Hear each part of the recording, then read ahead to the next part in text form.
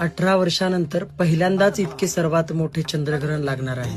3 मार्च म्हणजेच होळीच्या रात्री आकाशात दिसणार आहे लाल भयानक चंद्र। हे महाभयंकर चंद्रग्रहण दुपारी 3:20 सुरू होईल आणि सायंकाळी 6:45 पर्यंत चालेल। विशेष म्हणजे हे ग्रहण आपल्या भारतात स्पष्टपणे दिसणार आहे आणि या ग्रहणाचे सूतक 9 तास आधीच सुरू होते। म्हणजेच 3 मार्चच्या दिवशी सकाळी 6:02 पासून हे सूतक सुरू होईल। ग्रहण संपेपर्यंत हे सूतक पाळावेत। सूतक लागताच विशेषतः गर्भवती महिलांनी, लहान मुलांनी आणि वृद्ध व्यक्तींनी अधिक सावध राहावे। सुई, कात्री किंवा चाकू यांसारख्या टोकदार वस्तूंचा वापर टाळावा। तसेच खाण्यापिण्याच्या पदार्थांमध्ये तुळशीपत्र टाकून ठेवावे आणि ग्रहण संपल्यानंतर संपूर्ण घरात गंगाजल शिंपडून मंत्रोक्त शुद्धी करावी। आणि हो, सर्वात महत्वाचे म्हणजे होळिका दहन हे सायंकाळी 6:45 नंतरच करायचे आहे। जयो मा श्याम।